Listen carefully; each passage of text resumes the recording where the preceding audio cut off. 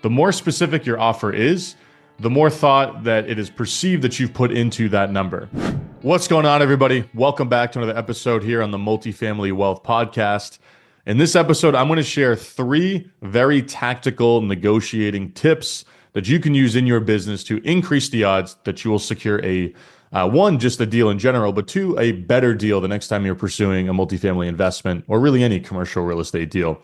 And these are going to be just as much of offer presentation tips and strategies as much as negotiating tips and strategies, because fundamentally they're similar in terms of the role that they play or how they're defined when you're pursuing a deal.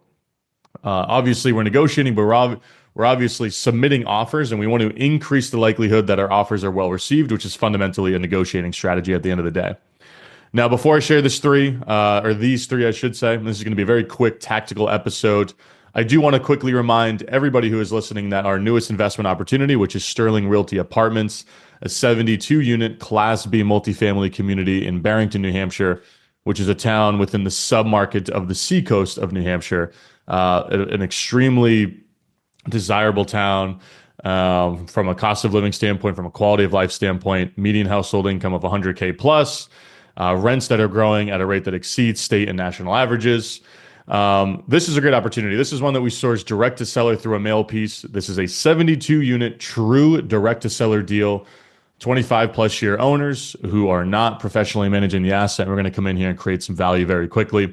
If you're interested in learning more about this and you're an accredited investor, because this is a 506c offering, go into the show notes, click the link in the show notes. I want to have a link to the deal room somewhere where you can review the offering memorandum and the PPM for this deal, as well as the webinar recording, which we recorded last week and is now live. So you can go in there and watch it. It's about an hour long. Timestamps are included in the description if you want to hop around and learn more about the deal. But again, just a reminder that this is going to be open until the end of October. So if this is something that you are interested in and you want to learn more, jump in there, act quickly, reserve your investment. Now, let's get to the 3 negotiating tactics that you can use tomorrow when you are pursuing a multifamily deal. Number 1, very simple. Lead with a number from an offer price standpoint that is well-reasoned and specific. So this is something that comes straight out of Never Split the Difference, Chris Voss, probably the best negotiating book that you can read. At least it covers the 80% of negotiating 101. So highly recommend you read that as an aside. I'm sure many of you have who are listening. But this is just something that is so easy to do. It's very low-hanging fruit. When you are making an offer, come in with a specific number, right? Don't just come in at 1,500,000, right? Come in at 1,502,500, right? Come in very specific. The more specific your offer is, the more thought that it is perceived that you've put into that number, which on the other side of the table, right, the seller side, whichever side of the table you are on in this situation, whether you're countering a buyer's offer or whether you're making an offer to a seller, it just makes you seem well-reasoned, and it makes it seem like there is information that is driving that. And the bonus points here is if you can include sufficient reasoning and helpful reasoning, data-oriented reasoning behind your offer, again, it's going to be received even better. We own this property down the street. It just appraised at X, and because of that, this is how we're arriving at this number. We saw this building trade down the street that just traded for X, and because of these differences in your building versus that building, that's how we arrived at this offer, et cetera, et cetera. The more specific data points you can use to drive reasoning behind the offer that you're making, the better it will be received, right? And this is like negotiating one-on-one stuff, but the amount of offers, I sell a lot of real estate, right? I'm a seller oftentimes, and so many offers just come in at a flat, round number that more or less just seems like it was picked out of the air and just thrown at a wall. And it's important that you develop the discipline to start leading with odd offers. Both odd as it relates to the numbers. That's a Never Split the Difference kind of, that's a component of that book is make your offers ending in odd numbers. There's some psychology behind that, some studies done behind that. But I even think just moving away from round numbers of zeros and fives, 755,000, 760,000, 770,000, and moving to more incremental figures, 762,500, for example, right? Again, it makes the counterparty believe that you have spent a lot of time crafting that, and your investment in that process oftentimes generates goodwill. So that's number 1. Number 2, and this is something that new investors just so oftentimes forget, understand that price is just one component of a deal, right? There are so many terms that go into a purchase and sale agreement, right? That go into an offer. You have your price, you have your earnest money deposit, you have the conditions around the refundability of that deposit, you have your due diligence contingency, both what you are going to do due diligence on and the length of that due diligence contingency in general. You have financing contingencies, and then again, you have yes, no, binary. Is there a financing contingency or not? And if there is one, how long is it? What are the terms of the financing that this property is contingent upon selling? You have all the other contingencies in a deal that could be more one-off to that particular deal. Contingent upon the seller leasing this unit for X. Contingent upon the seller executing the eviction on this unit so that it's delivered empty. Contingent upon securing approvals of this kind. Contingent upon doing this type of construction. There is a whole menu of contingencies in a given deal, and yet we spend so much time just working with the same contingencies, never buffering them and coming back to price, that you're oftentimes leaving money on the table because you're not willing to adjust contingencies, either because one, you don't have the risk tolerance to adjust them, which is one thing, or two, you're just not even thinking about doing it, right? And the worst thing is number two, where we're just not even considering how we may be able to adjust contingencies. Something that you want to make sure that you're doing when you're in a negotiation, when you're buying a piece of real estate, is in when the other side counters, for example, with either price or with terms, and you are countering back, let's say you are accepting their counter, always ask for something in return. You should get in the habit of trying to ask for something in return when you are bending on a specific deal point or accepting a counter. Try and ask for something else along the way so you're never just giving something for nothing. Now, obviously, at some point, the negotiation ends where you stop doing that. But especially early in the negotiation, you want to start playing with all of the contingencies and the price, because what the seller responds to is going to be indicative of what their motivation is in that given transaction. If they start talking about closing period, financing contingency, due diligence, they're probably more motivated to sell. They are probably extremely invested in the security of that particular transaction. If they start talking about other deal points around the edges, again, that may be a window into their motivation. If they're like, I don't care at all about any of the other terms, like that doesn't matter to me, all I care about is price, well, then secure great terms because they're clearly not a priority. Give yourself a long due diligence period. Give yourself a very long closing timeline, etc. And oftentimes when you are leading with an offer, you want to ask for a lot in all of the different given areas.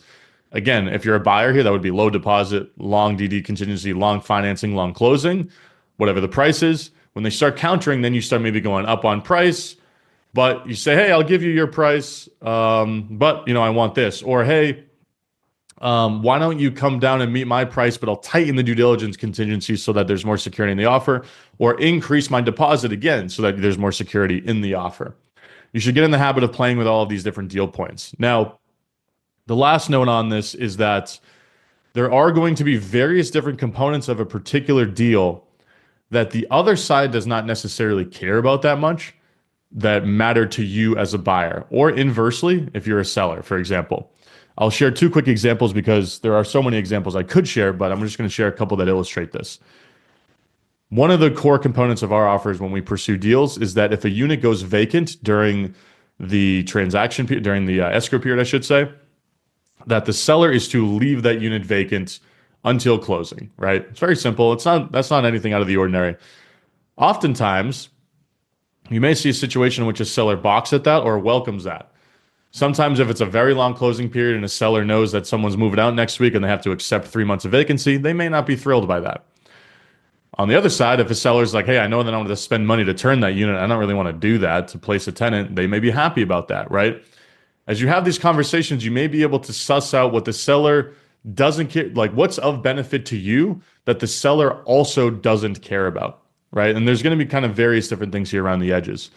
For example, if you're on the other side, if you're a seller, oftentimes when I'm selling a deal that, maybe for one reason or another, I want it to close a little bit faster. Maybe I have a unit that's empty. Again, I want to close it sooner so that I'm carrying less closing costs. If I have, if I'm being a little bit more transactional, I'm in hard money or private money, I have a higher interest rate and I knew that I was flipping this project. And again, I want to sell it sooner than later. I may incentivize the buyer to close quickly by offering them a reduction in purchase price if they close 14 days before the whatever the date is, right?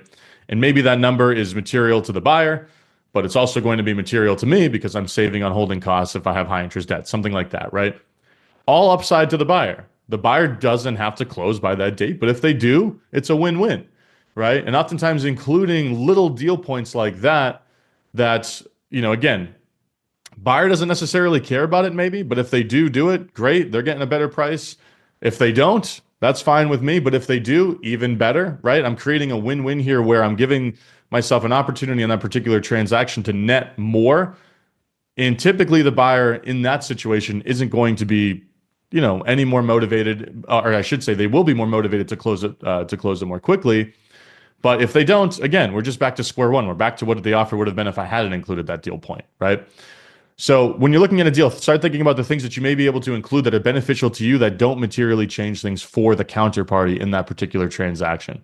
And that's a little vague, but when you start thinking conceptually in that, when you start putting yourself in that headspace, you'll start to notice things along the way that may stick out.